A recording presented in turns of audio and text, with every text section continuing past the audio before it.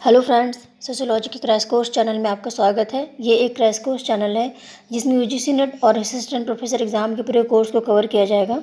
तो मैंने आपको संरचनात्मक प्रकारवादी जो अवधारणा बताई हुई थी उसमें मैंने 2 प्रकार के खेमे बताए थे, जिसमें मानवशास्त्री खेमा और समाजशास्त्री खेमा। मानवशास्त्री खेमे के राइटर्स को हम लेकर अभी चल रहे हैं, जिसमें मेलिनोव्स्की हैं, फिर ब्राउन है, फिर नैडल, तब लेवी स्ट्रास। ठीक है, तो मेलिनोव्स्की को हम पढ़ चुके हैं, ब्राउन को हम पढ़ने जा रहे हैं, पढ़ रहे हैं अभी। और उसके बाद हम क्या कर रहे हैं कि नैडल और लेवी स्ट्रास ये भी आज लेट नाइट तक मैं ख़त्म कर दूंगी। ठीक है, क्योंकि एग्ज़ाम बिल्कुल नज़दीक आ गया है और आपका नुकसान ना हो, जल्दी से आपको कोर्स कंप्लीट करना है। और इस बार नेट आपने क्वालिफाई कर लिया तो आप बहुत जल्द प्रोफेसर बन जाएंगे, क्योंकि फॉर्म भी बिल्कुल आ ही गया है। ठीक है, और इस बार नहीं आपने क्लियर किया तो कई सालों के बाद अब फॉर्म आएगा। ओके, तो शुरू करते हैं आज का वीडियो। रेडक्लिफ ब्राउन का जीवन चक्र जो है वो 1881 से 1955 तक था। ठीक है, ये जीवन चक्र था, जीवन और मरण का काल इनका। ब्राउन एक मानवशास्त्री थे, मैंने आपको बताया था कि ये जो थे मानवशास्त्री खेमे से थे, संरचनात्मक प्रकारवादी मानवशास्त्री थे ये। ठीक है, और इन्हें शास्त्री मेलिनोव्स्की भी कहा जाता है। ये इंपॉर्टेंट फैक्टर है कि शास्त्री मेलिनोव्स्की किसको कहा जाता है, तो वो है रेडक्लिफ ब्राउन को। ठीक है, देखिए ब्राउन ने क्षेत्र कार्य बहुत कम किया हुआ है और इन्होंने विचारात्मक कार्य लिखा, जो लेखन वगैरह होता है, ये ज़्यादा किया हुआ है। और इसके विपरीत मेलिनोव्स्की ने लेखन कार्य कम किया है और क्षेत्र कार्य ज़्यादा किया है। ठीक है, तो ये चीज़ में है कि इन्होंने क्षेत्र कार्य कम किया हुआ है। ठीक है, वैश्विक समाज व्यवस्था को बनाए रखने में संस्थाओं को इन्होंने महत्वपूर्ण माना। ये इंपॉर्टेंट है, एग्ज़ाम में बिल्कुल ऐसे ही आ जाता है। इन्होंने विश्व समाज जो चल रहा है उसको बनाए रखने के लिए संस्था को महत्वपूर्ण माना है। जिस प्रकार शरीर के अंग शरीर की व्यवस्था को बनाए रखने में सहायक होते हैं, उसी प्रकार समाज का भी अपना मूल्य और मानदंड होता है, और वो जब कार्य करते हैं तो ही सामाजिक व्यवस्था बनी रहती है। यानी जैसे हमारे शरीर के अंग होते हैं, वैसे ही समाज की व्यवस्थाएँ हैं, मूल्य है, मानदंड है, विवाह है, नातेदारी है, परिवार है, राजनीतिक संस्था, आर्थिक संस्था, धार्मिक संस्था, ये भी शरीर के अंगों की तरह होते हैं। ये समाज के शरीर के अंग हैं। ठीक है, और जब ये अपना कार्य करते हैं तो ही सामाजिक व्यवस्था बनी रहती है। यानी देखा जाए तो इनके जो विचार हैं वो सावेवी समाज की तरफ इशारा कर रहे हैं। ठीक है, तो ये सावेवी व्यवस्था से पूरी तरह से सहमत थे। फिर देखिए इनका जो संरचनात्मक प्रकारवाद का जो विचार था वो क्या था, सबसे इम्पोर्टेंट वही है। ये व्यवस्थित संरचनात्मक प्रकारवादी थे। देखिए ये एग्ज़ाम में बिल्कुल ऐसे ही आ सकता है कि व्यवस्थित संरचनात्मक प्रकारवादी कौन थे, तो वो ब्राउन थे। ठीक है, व्यवस्थित संरचनात्मक प्रकारवादी। इन्होंने समाज को अनेक इकाइयों से जुड़ी हुई एक व्यवस्था के रूप में माना, जो सामाजिक व्यवस्था को बनाए रखने में अपना योगदान देती हैं। तो मैंने आपको बोला था कि संरचना का मतलब क्या है। संरचना का मतलब है विभिन्न इकाइयाँ हैं और ये आपस में जुड़ी हुई हैं, और जुड़ने के कारण ये एक दूसरे को प्रभावित करते हुए अपना काम करती हैं, जिससे सामाजिक व्यवस्था बनी है। ठीक है, तो इसी की बात इन्होंने ज़्यादा बोली है। इन्होंने व्यवस्था जो समाज को चलाने में इकाइयों का प्रकार होता है, इकाइयों का स्थान होता है, उस व्यवस्था को ज़्यादा इन्होंने इम्पोर्टेंट माना, और उस व्यवस्था के लिए इकाइयों का कार्य होता है। ठीक है, यानी सामाजिक संरचना है। ठीक है, सामाजिक संरचना की कुछ इकाइयाँ होती हैं और उस इकाइयाँ क्या करती हैं, सामाजिक संरचना को बनाए रखने में योगदान देती हैं। जैसे धार्मिक इकाई की आवश्यकता क्या है कि व्यक्ति जाए मंदिर में पूजा पाठ करें, और पूरा व्यवस्था है, यानी कि मंदिरों में जो चढ़ावा चढ़ता है उससे मंदिरों की देखभाल और उसकी साफ़ सफाई से लेकर उसके विकास का काम किया जाता है। ये एक सिस्टम की तरह चलता है। जब व्यक्ति ही मंदिर में नहीं जाएगा, दान नहीं करेगा, तो वो व्यवस्था जो है वहीं पे क्या होगा, बंद हो जाएगा। ठीक है, तो ये पूरा सिस्टम है, इकाइयों का अलग अलग कार्य है, हर इकाई अपना कार्य करती है तो वो व्यवस्था बनी रहती है। ठीक है, ये बात उन्होंने बोला है। और जो आवश्यकता होती है, समाज की आवश्यकताएं होती है, उस समाज की आवश्यकता को पूरा करने में किसका महत्वपूर्ण योगदान होता है, इकाइयों का। देखिए पार्सन्स ने भी समाज की आवश्यक दशाओं की बात की है और ब्राउन ने भी की है। ठीक है, आप यहीं पे कॉन्सेप्ट समझ लीजिए, क्लियर कर लीजिए, नहीं तो आपको परेशानी होगी। सबसे पहले ब्राउन ने समाज की आवश्यक दशाओं की बात की है, उसके बाद पार्सन्स ने बोला है। ठीक है, पार्सन्स ने इनसे लिया हुआ है थियरी, लेकिन ब्राउन ने बोला है कि समाज की कुछ आवश्यकताएं होती हैं, उस आवश्यकताओं की पूर्ति के लिए समाज में विभिन्न इकाइयाँ अपना अपना कार्य करती हैं। ठीक है। और इन इकाइयों के कार्य के द्वारा समाज की आवश्यकता की पूर्ति होती है। इसके विपरीत मेलिनोव्स्की ने क्या बोला कि समाज अपना कार्य करता है, समाज की इकाइयों के कार्यों के द्वारा व्यक्ति की आवश्यकताओं की पूर्ति होती है। तो यहाँ पे पार्सन्स, ब्राउन और मेलिनोव्स्की तीनों के अवधारणाओं को क्लियर कर लीजिए दिमाग में कि ब्राउन ने बोला कि समाज की कुछ आवश्यकताएं हैं और उन आवश्यकताओं की पूर्ति के लिए इकाइयाँ कार्य करती हैं जिससे समाज बना है, ठीक है, उसके कार्यों का संचालन हो रहा है, व्यवस्था बनी है। लेकिन मेलिनोव्स्की ने कहा कि समाज नहीं, व्यक्ति की कुछ आवश्यकताएं होती हैं और उन आवश्यकताओं की पूर्ति के लिए क्या होता है, समाज की इकाइयाँ कार्य करती हैं। ये बात मेलिनोव्स्की ने बोली। और पार्सन्स ने समाज की कुछ आवश्यकताएं बोली हैं, अनुकूलन, लक्ष्य प्राप्ति, एकीकरण, प्रतिमान, अनुरक्षण। ये बोला कि ये सब आवश्यकताएं हैं और इनकी पूर्ति जो है किसके द्वारा होती है, संस्थाओं के द्वारा होती है। वो मैं पार्सन्स के चैप्टर में बताऊँगी आपको अच्छे से, ठीक है। तो इसको देख लेते हैं। ये आपको समझ में आ गया होगा कि समाज की आवश्यकताओं की बात किसने की, सबसे पहले ब्राउन ने की थी, ठीक है। इनकी पूर्ति सामाजिक इकाइयों के द्वारा अपने स्थान पर रहकर अपने कार्यों को करते हुए पूर्ण होती है। इन्होंने सामाजिक संरचना को मूर्त माना जो व्यक्तियों के कार्य के रूप में दिखती है। और सबसे बड़ी बात कि इन्होंने सामाजिक व्यवस्था को, सामाजिक संरचना को अमूर्त नहीं माना बल्कि मूर्त माना है। जबकि लेवी स्ट्रास ने क्या बोला, उन्होंने बोला कि सामाजिक संरचना जो है वो अमूर्त है। तो यहाँ पे रेडक्लिफ ब्राउन जो है उन्होंने उनकी लेवी स्ट्रास की भी अवधारणा को खारिज किया है, ठीक है।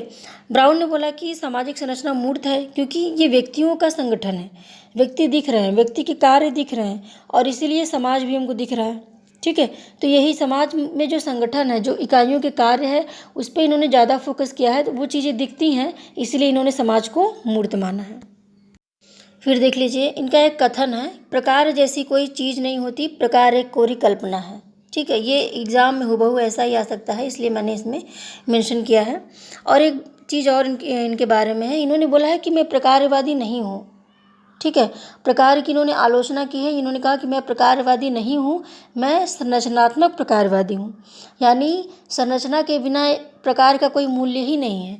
इकाई है, विभिन्न संरचना में क्या है, विभिन्न प्रकार की इकाइयाँ हैं और वो अपने स्थान पर रहेंगी तभी वो समाज की आवश्यकता की पूर्ति कर सकती हैं, ठीक है। यदि वो अपना स्थान छोड़ देंगी तो समाज उसके प्रकार का कोई मूल्य नहीं है। ये बात ब्राउन ने बोली है। और यही कारण है कि उन्होंने प्रकार को बिल्कुल निरर्थक शब्द बोला है कि प्रकार एक कोरी कल्पना है, प्रकार जैसी कोई चीज़ नहीं होती।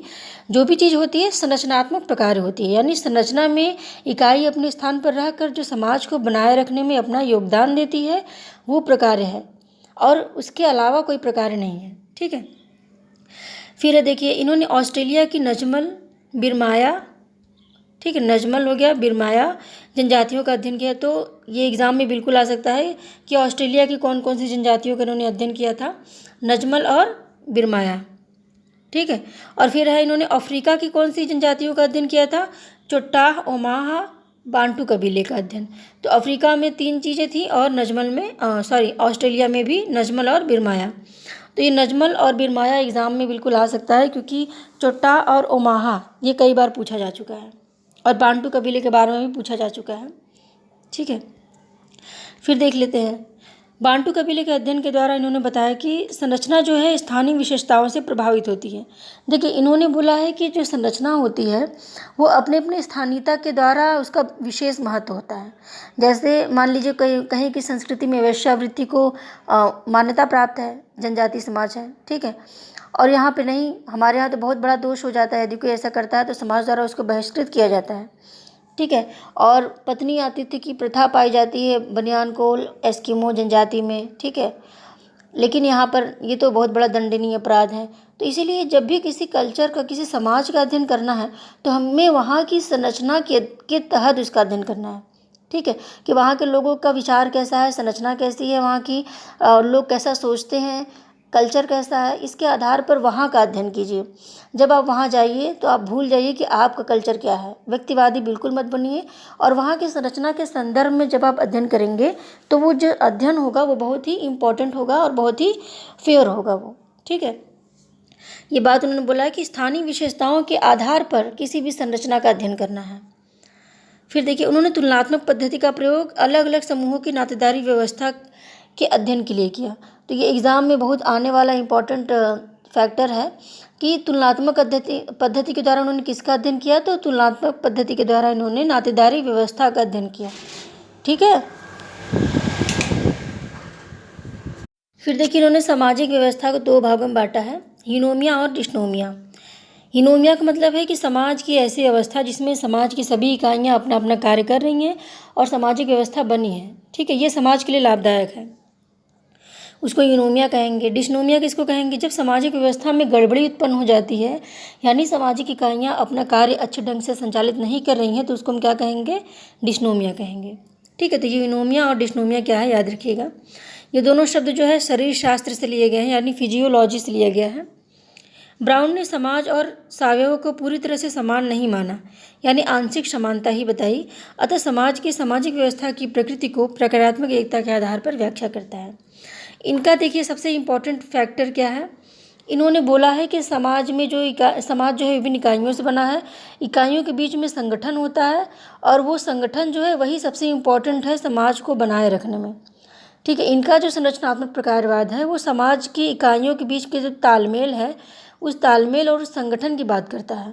और तालमेल कब होगा, जब इकाइयाँ कार्य करेंगी, अपने स्थान पर रहकर सामाजिक व्यवस्था को बनाए रखने हेतु कार्य करेंगी, यानी वो यूनोमिया करेंगी, वो डिस्नोमिया नहीं करेंगी। ठीक है, इन्होंने सामाजिक संगठन की व्यवस्था दी है। क्या है सामाजिक संगठन, सामाजिक संरचना के अंतर्गत इन्होंने संगठन की बात की। मैंने अभी आपको बोला कि इन्होंने समाज में जो इकाइयाँ होती हैं उनकी क्रमबद्धता पर विशेष बल दिया, और वो क्रमबद्धता ही सामाजिक संगठन है। ठीक है, फिर सामाजिक संरचना के तत्व इन्होंने 2 प्रकार के बताए हैं, सामाजिक आकारिकी और सामाजिक भौतिकी। अब देखते हैं कौन कौन, इसके 2 भाग कौन कौन से देख लेते हैं, सामाजिक आकारिकी और सामाजिक भौतिकी। सामाजिक आकारिकी में हम एक संरचना का अध्ययन करते हैं, एक ऊपरी स्वरूप का अध्ययन करते हैं कि सामाजिक संरचना की इकाइयाँ हैं, क्रमबद्ध रूप से जुड़ी हैं और ये ऊपरी संरचना का निर्माण कर रही हैं। फिर सामाजिक भौतिकी में हम किसका अध्ययन करेंगे, सामाजिक भौतिकी में सामाजिक संरचना के प्रकारों का, यानी उस स्वरूप के अंदर जो गतिशील गतिविधियाँ हो रही हैं, ठीक है, उसका अध्ययन करते हैं। अब सामाजिक भौतिकी को 2 भागों में बांटा गया है, कौन कौन से है देख लेते हैं। पहला है वास्तविक और दूसरा है सामान्य। वास्तविक में समाज की गतिशील वस्तुओं का अध्ययन करते हैं। ठीक है, जैसे विवाह है, नातेदारी है, प्रथा है, रूढ़ियाँ हैं, परिवार है, ये सारी चीज़ें क्या है, ये गतिशील हैं, चेंज होता रहता है इसमें। समाज की स्थायी वस्तुएं क्या है, जैसे घर है, मकान है, पेड़ है, ज़मीन है। ठीक है, ये सारी चीज़ें हमारे घर में रखे हुए फर्नीचर हैं, ये सारी चीज़ें क्या हैं, स्थायी वस्तुएं हैं, लेकिन ये हमारे कार्यों को प्रभावित करती हैं। तो यही चीज़ है कि समाज के 2 रूप होते हैं, एक तो स्थायी स्वरूप होता है, एक गतिशील स्वरूप। स्थायी स्वरूप का मतलब होता है कि समाज की जो क्रमबद्ध व्यवस्था है, ठीक है, कार्य नहीं हो रहा, वो स्थिर है, उस संरचना जो होती है, और उसमें जो कार्य होता है, जो व्यवस्था होती है, उसको हम गतिशील रूप में देखते हैं। फिर देखिए ब्राउन को मौलिक यानी कि ढांचागत प्रकारवादी कहा जाता है।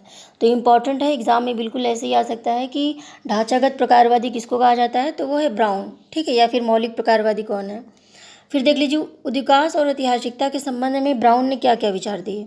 ब्राउन ने कहा कि जनजातीय समाज एक रेखीय चरणों से गुजरता हुआ आगे बढ़ता है।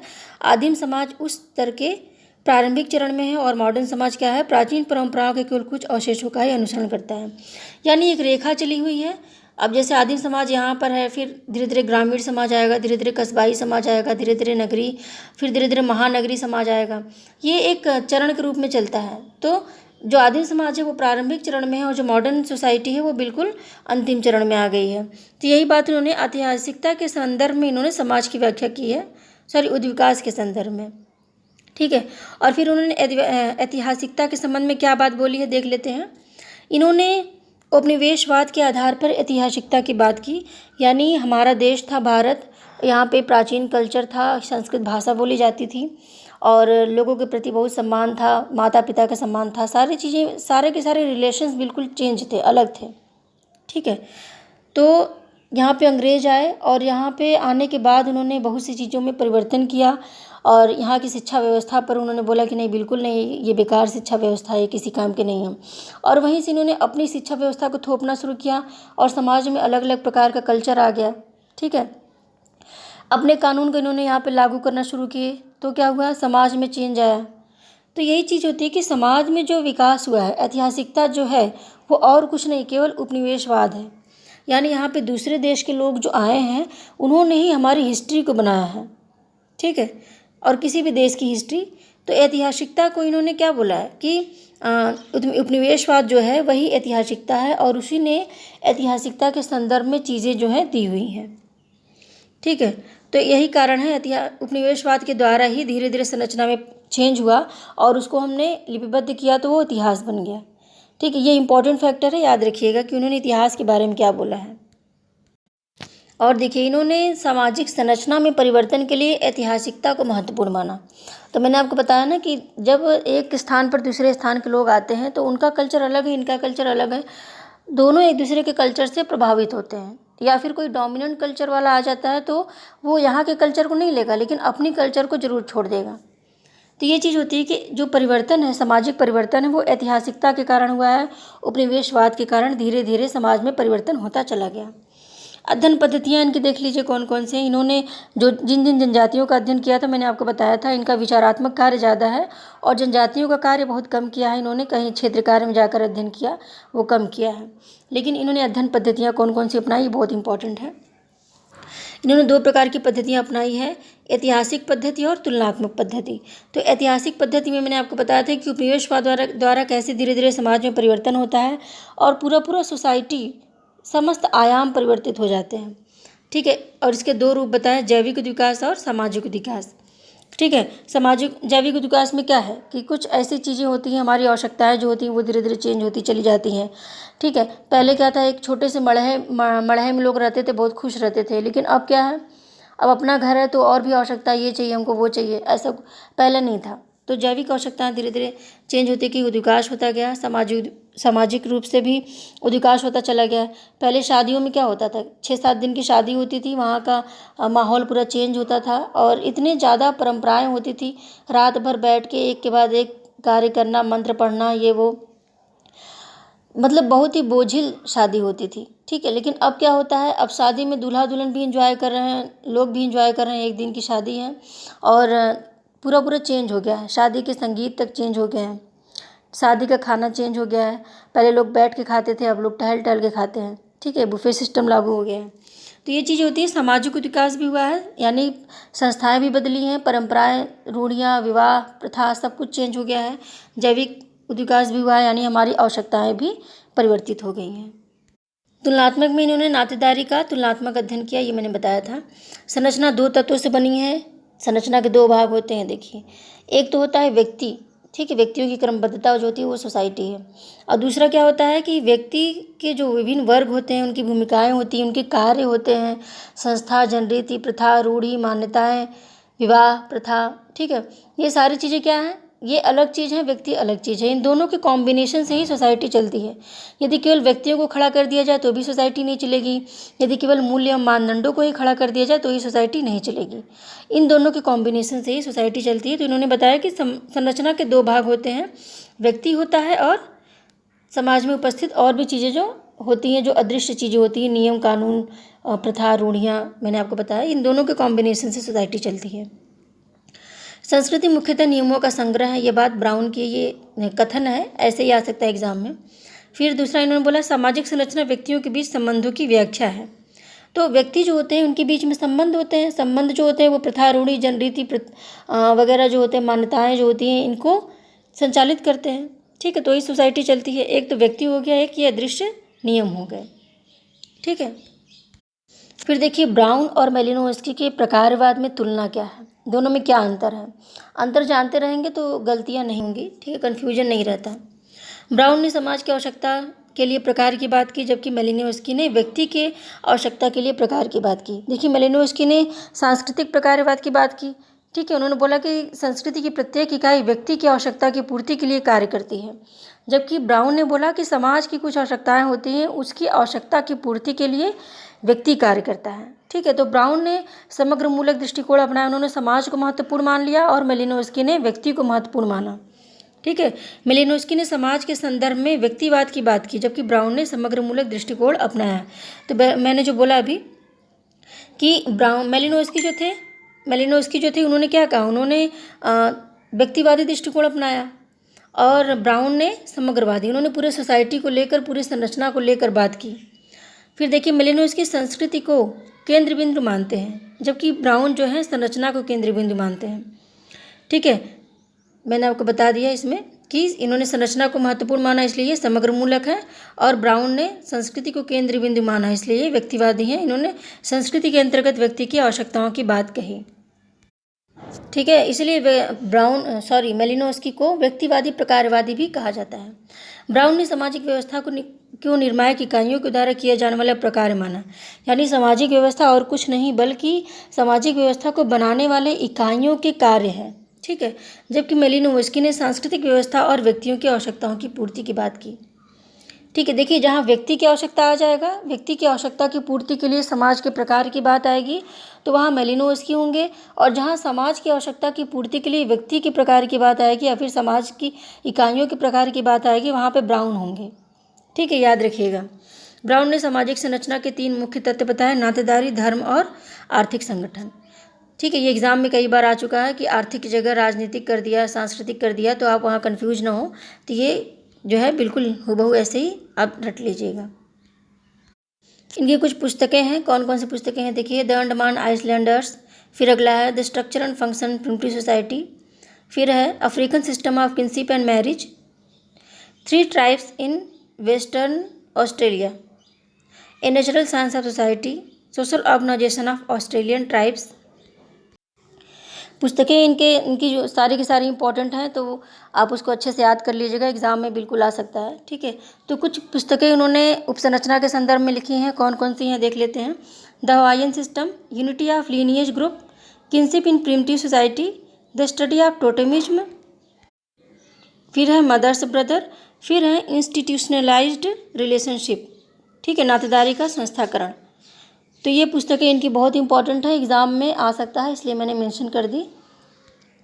तो ब्राउन का चैप्टर ख़त्म हो गया है, और नैडल और लेवी स्ट्रास भी आज लेट नाइट तक मैं उसको भी अपलोड कर दूँगी। ठीक है, तो आज की वीडियो में बस इतना ही। वीडियो अच्छा लगा तो वीडियो को लाइक कीजिए, शेयर कीजिए, और मेरे चैनल को सब्सक्राइब कर लीजिए, क्योंकि ऐसे ही कंटेंट आपको और भी मिलते रहेंगे, और पूरा कोर्स कंप्लीट होगा, कोई डरने की ज़रूरत नहीं है। ठीक है, बस आपको पढ़ने की ज़रूरत है, और यहाँ वहाँ भागने की भी ज़रूरत नहीं कि हमको ये चीज़ करना है, वो पढ़ना है, कुछ नहीं। आप बस वीडियो देखिए और अपना फर्स्ट पेपर स्ट्रॉन्ग रखिए, आपका नेट होगा ही होगा, टेंशन की कोई ज़रूरत नहीं है। ठीक है, तो मिलते हैं अगले वीडियो में, तब तक के लिए बाय।